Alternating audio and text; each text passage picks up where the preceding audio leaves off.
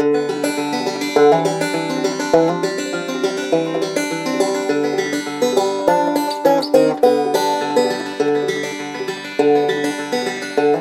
friends, welcome back to Conservation Stories. This is your host, Tillery Timmons Sims.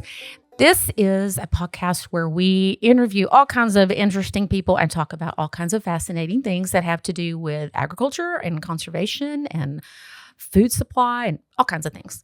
So today I'm excited because I have with me Stephen Rockwood from great to be here. Ducks Unlimited, which is really exciting for me. I really like Ducks Unlimited, and probably a lot of people that are listening to us that are in the hunting space may be familiar with DU. And I would love for you to give us a little background for people that don't know about Ducks Unlimited, what you do, what's the history kind of behind this organization, which is a huge conservation organization in the United States. At least I know that you're in the US. I don't know if you're international. And then we'll talk some about your history. Great. Yeah. Thanks for having me. Glad to be here. So I guess I'll start off just a very general overview. DU was started back in the Dust Bowl days, back in the 30s. And we are a nonprofit conservation organization. Basically, our mission is to protect, conserve, and manage, restore wetland habitat for the benefit of waterfowl. And when we talk about waterfowl, most people that's ducks, or it's basically ducks or waterfowl is lumped into this group of birds that we call ducks, geese, and swans. So it is international in the sense that we have Ducks Unlimited Incorporated, which is Ducks Unlimited in continental U.S., and then we have DU Canada, which is Ducks Unlimited Canada. Sure. And then we also have DU Mexico. So we are into conservation work throughout North America, and we all work collaboratively. I'm having a hard time saying that. Together in achieving conservation throughout North America. We're following the conservation and the migration of these birds.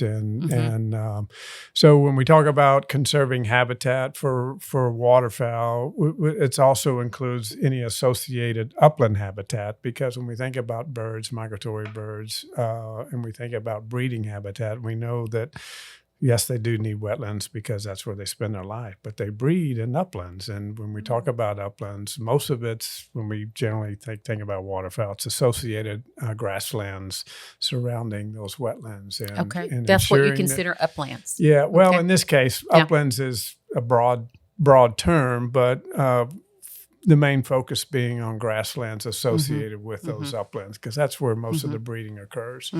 And they need that dense upland, dense cover. So why in the world would somebody with wetlands be in West Texas? What are our wetlands? Well, that brings us to why we're actually here. Yeah.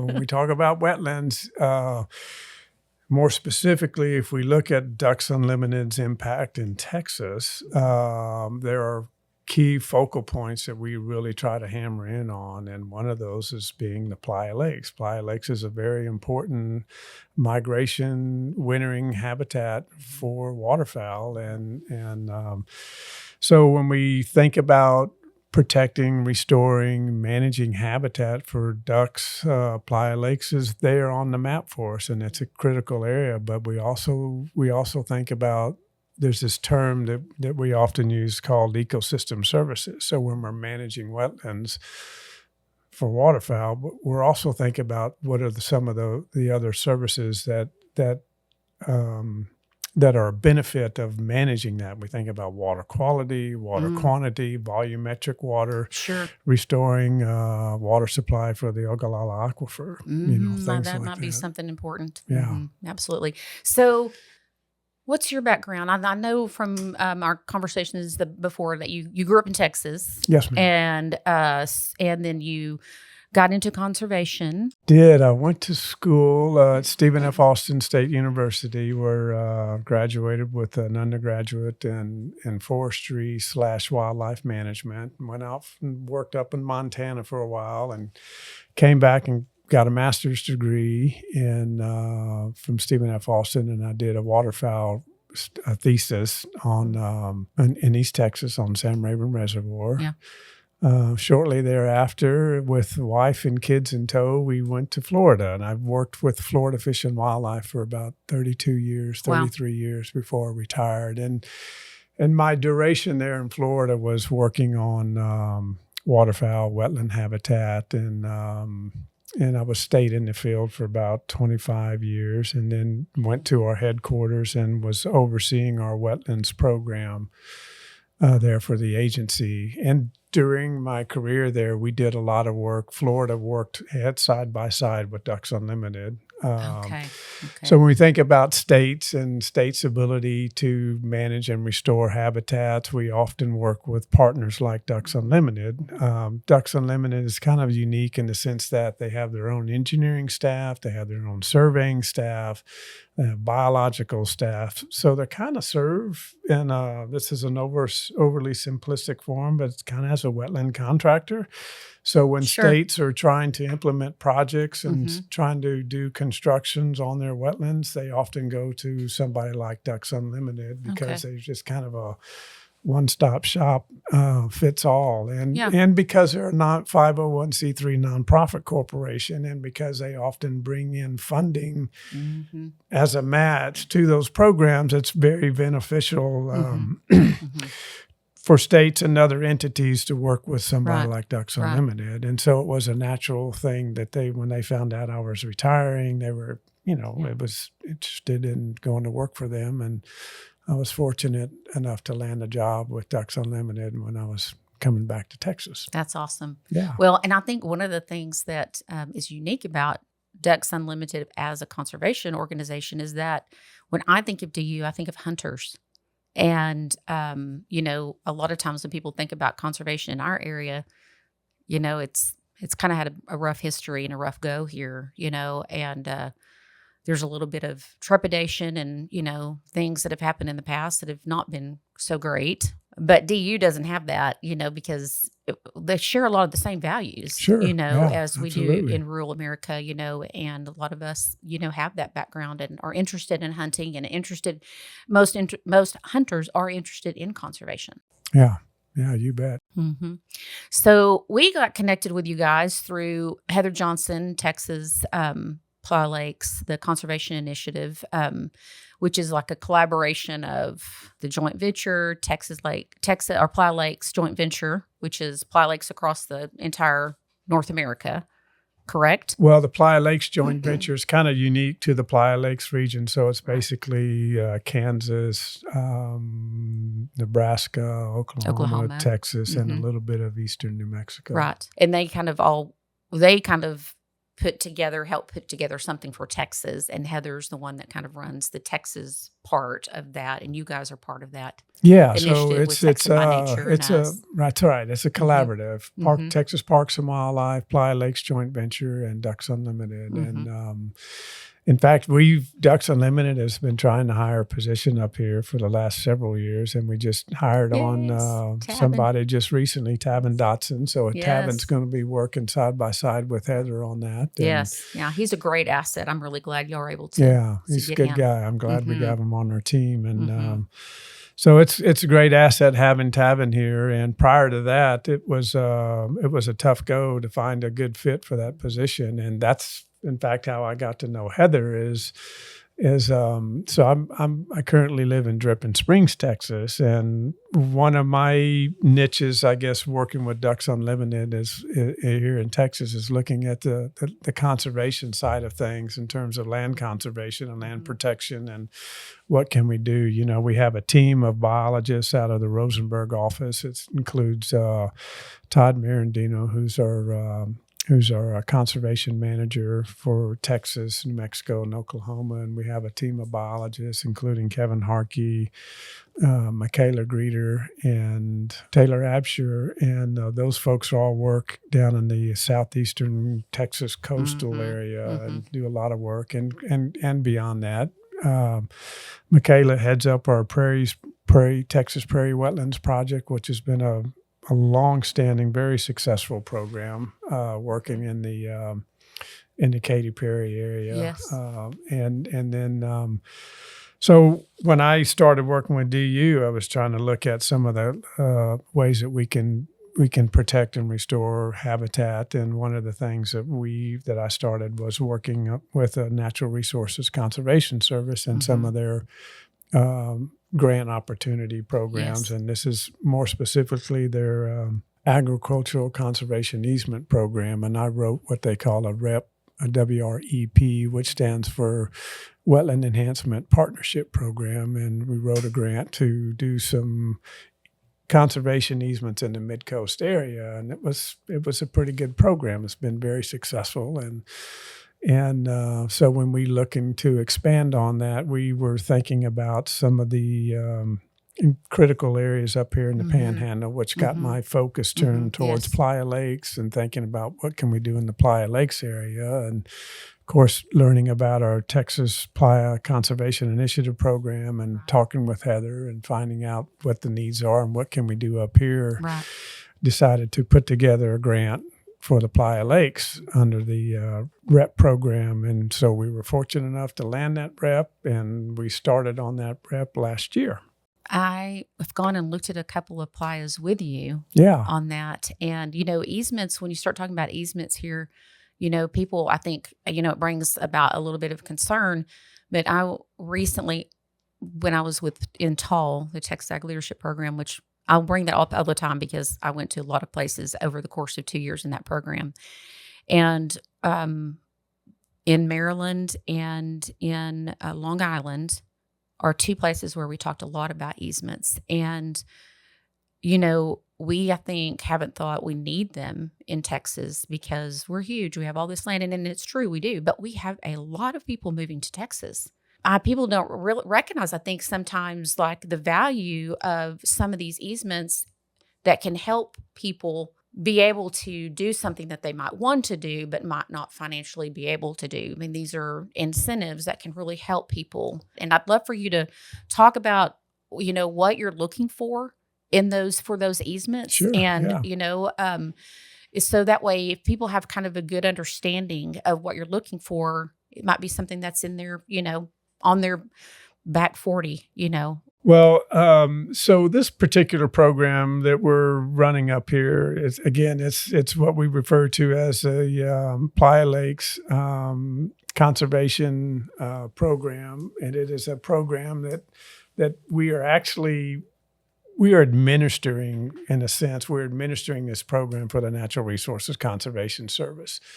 And I say it's Ducks Unlimited, the Playa Lakes Joint Venture, and Texas Parks and Wildlife. And we're providing matching funds to USDA dollars to implement this program. And the point is, or the purpose is, to protect conservation easements, protect playas and associated grasslands surrounding those playas, and put those in a conservation easement. And the particular, NRCS has lots of different easement programs that they're offering. But this particular easement program is what they refer to as a wetland reserve easement, or a WRE easement. When we think about conservation easements, there are lots of different types of conservation easements. They're like cars. You go out shopping for a car, you're shopping for conservation easements. There are lots of different easements, and they all pay. The pay for those conservation easement varies, and it depends on, when we think about conservation easements, it's, when you own a piece of property, we've always taught in school is, ownership of land is a bundle of rights. You have a right to farm it. You have a right to put cows on it. You have a right to develop it. You can do whatever you want with it. When we think about a conservation easement, we are coming in and purchasing some of those rights. Right. When we think about conservation in general, we're really focused on purchasing the rights to prevent the owners from developing that property so it doesn't become concrete. Right. And some of how those easement languages are worded depends on what rights we're actually purchasing. So on a wetland reserve easement, we are purchasing the rights to prevent that land from ever being farmed again. Okay. intensively farm, row crop farming. Right. Now, under certain situations, a landowner or producer would be allowed to graze cattle on those easements. Okay. And that would require what they call a compatible use authorization. It's a 5-year authorization, but a WRE easement is probably one of the most restrictive of the conservation easements. So it's restrictive in the sense that we're purchasing those land development rights. The landowner still retains ownership of the property. He has a right to hunting and fishing, quiet enjoyment. But in terms of farming, that's a no-no. That would not be permitted under this particular type of conservation easement. Right. But because it is so restrictive, it also pays 80% of the appraised value of the land.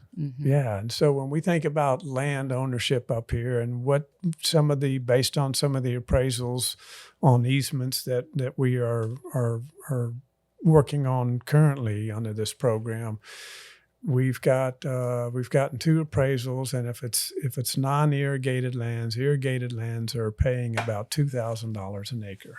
Right. So if you think about $2,000 an acre, and if we're going to pay you 80% of that, well, that's about $1,600 is what we're able to pay the landowner for non-irrigated lands. For non-irrigated or irrigated? Non-irrigated. $1,600 an acre. $1,600 an acre. For non-irrigated land. For non-irrigated land. And that's based on a perpetual easement. So there's 2 types of conservation easements under this program. Again, we're talking about a wetland reserve easement. Wetland reserve easement program. WRE. It's the most restrictive, and it pays 80% of the appraised value. And when we're talking about appraised value, we're talking about fee title acquisition. That's actual appraisal for highest and best use of the property. Right. So we can pay 80% for a perpetual easement. When I mean a perpetual easement, it's forever. It's recorded on the deed, and even if the landowner decides to sell the property, he's selling it, and the buyer's buying it, knowing that the easement goes with it. Right. So under a perpetual easement, we pay 80%, and we pay 100% of the restoration cost. Okay. And if fencing is required, we pay fencing, and we pay survey, we pay for the appraisal. All of that work is covered by under the cost of the program. The landowner there's no additional cost required from the landowner for closing or any of that. Okay. So the other type is a 30-year easement, in which case under a 30-year easement program, we pay about 60% of the appraised value, and the landowner is responsible for paying 25% of the restoration cost. So you're saying if it's non-irrigated land, the appraisals that you're getting in this area are $1,600 an acre. That's 80%. Yeah, 1,600 represents 80%. So we had 2 appraisals that were conducted just this spring. We started this program last year. We had 2 projects come in that we decided to move forward with. Both of those projects were non-irrigated lands. So anyhow, both of those were non-irrigated, and they were running about $2,000 for the fee title acquisition. Okay. And so we take 80% of that. It's about $1,600. Irrigated land can bring in as much as $3,500 an acre. Okay, that's really good to know, because that's not inconsequential. So for those producers who are out there who are interested in learning more about the program, so one of the things that when we I mentioned we pay 100% of the restoration costs. Yeah, so just to get an idea of what we're looking at is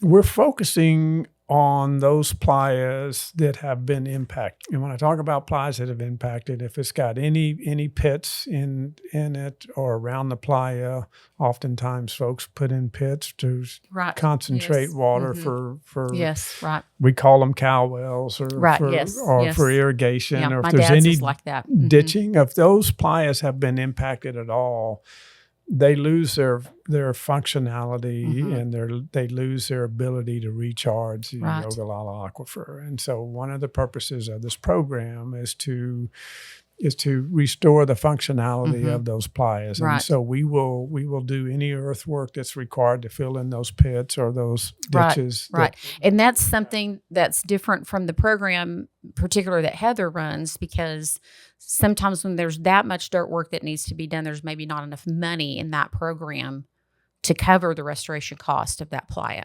Yeah. And so that's something I think that is unique about what you're doing, is that the money, if you've got a playa that really is going to require a lot of work, it's something that could still happen if you're interested in an easement. Right. And so one of I think the biggest issues that Heather faces is if they do a restoration on a playa, oftentimes that material is still there where they dig it out and they just mound it on the side of the pit.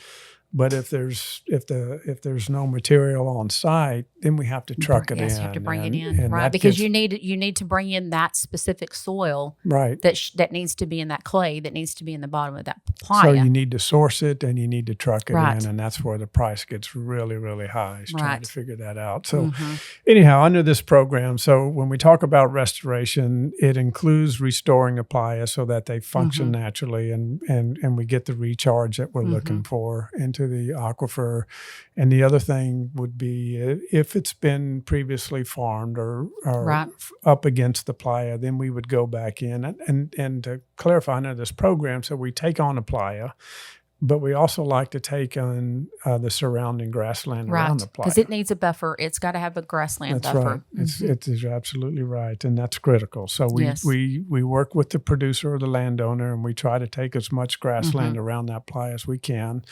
Oftentimes that could be as much as 2 to 1, 3 to 1, or even 4 to 1 acres, So if it's a 20-acre playa, if we can get 80 acres of grassland around that playa, you'd love that. That would be great. And so part of that restoration of the upland grassland would be going back in and reseeding that so that we get the natural grassland back in there. Awesome. Some producers out there may have a question about CRP. Well, what if my grassland's in CRP? And when you do a CRP, that's an agreement that you're signing with FSA, and you're agreeing under certain conditions. Under this program, because the WRE program is an approved conservation program under the USDA, we are able to enroll this program, the WRE program, onto acreage that is in CRP. So normally if you break a CRP contract, right, you have to pay punitive damages. Exactly, yes. But because this is an approved NRCS program, what will happen is when we close on the easement, the day we close on the easement, we'll notify FSA, and what will happen is the CRP payments will cease and desist as of that closing date, and then the landowner will get their income from the conservation easement. Okay. So no punitive damages will they'll just stop. The CRP payments just stops at that point.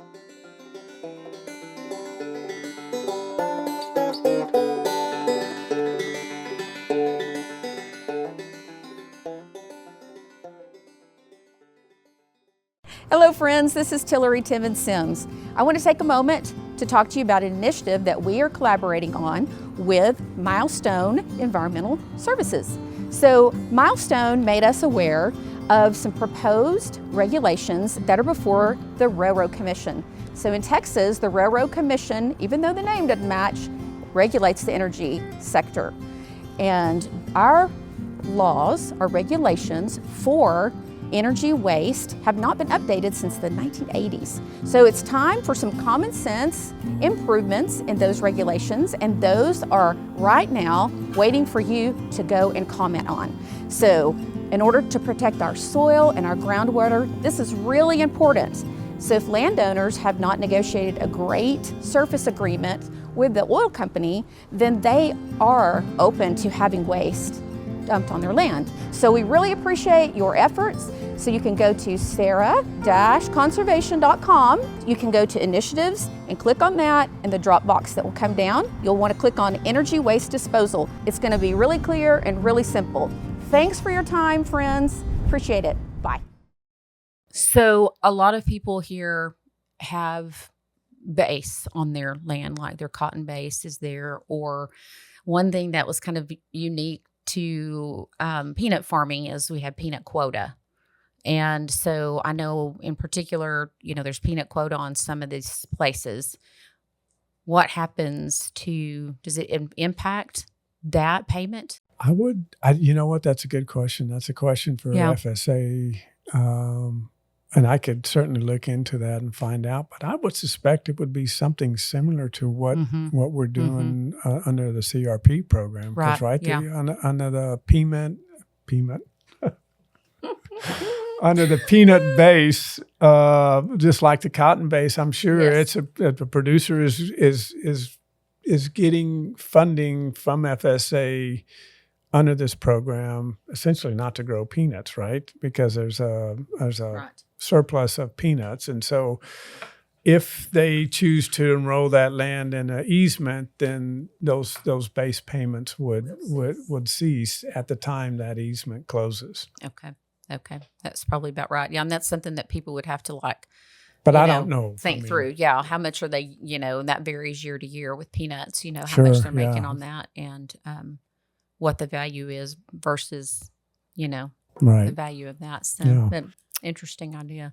Yeah, I'm excited that you're here and that, it's an opportunity for landowners. And I'm well acquainted with what you call bundle of rights. We call bundle of sticks, and in the energy business, people, forever have sold off a mineral, if it's not part of their minerals, it might be, the speculation on sometime I might have, some kind of, payment from this. And so then you can buy part of, you're not going to own my mineral interest, but you can get part of, a speculation on, any income that I might have, and so people have been really creative on how they sell off pieces and parts of their land. And to me, the more bundle sticks you have in your bundle, the more valuable your property is, and the more that's just more opportunities for you to have another market. Well, that's great. That's right. And you and your husband have helped us, because we had that piece of property that we were closing on and we're working with down in Refugio County. Was a fun project. And that was another issue. When we put these conservation easements, we have to look at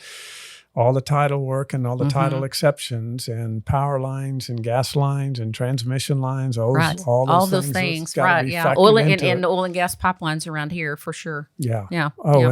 And trust me, it's like spider veins coming out from down in South Texas because there's so many refineries. And, yes. But yeah, so this is, when we put this grant together for the Playa Lakes, I wish we'd asked for more money, but Heather cautioned me that, let's just start easy, let's go slow. And so we've got enough funding this year. We like I said, we started last year. We probably have enough funding this year to take on another 4 or 5, maybe 600 acres, depending on whether to go perpetual easements or 30-year easements. But I'm not anticipating going into a third year. So like we did last year, we will take applications up till about probably maybe mid-November. I was going to say, I think it was close to December. Yeah. Last year, I think we had to get all the applications in by November 15th or something like that. Okay. I'm suspecting that it'll be very similar to that sometime this fall. Okay. If we have producers out there who are interested in learning more about the program, I can my contact information is 772-532-5172. That's my cell phone. They can reach me anytime.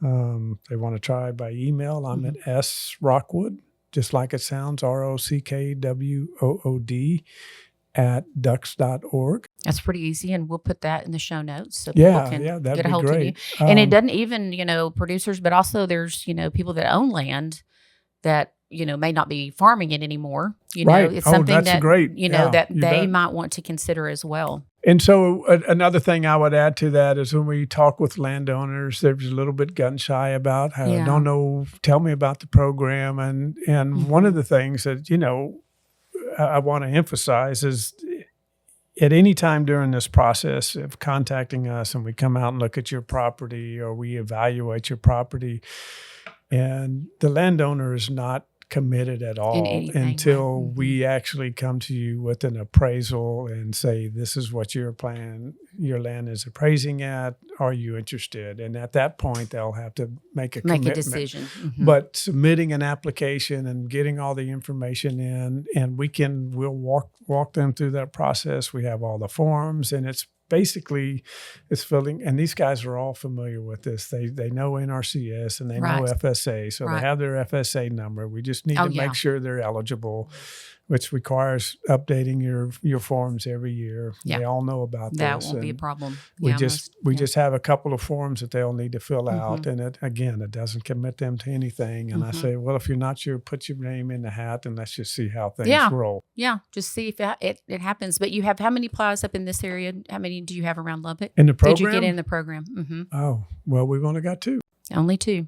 Okay. And that's both of these. So when we came up with the program, we were hoping we can get 800 to maybe 1,000 acres in the program. Yeah. Last year, we picked up about 420 acres, and we probably have enough to pick up another 400 or 500 acres this year or so. Okay.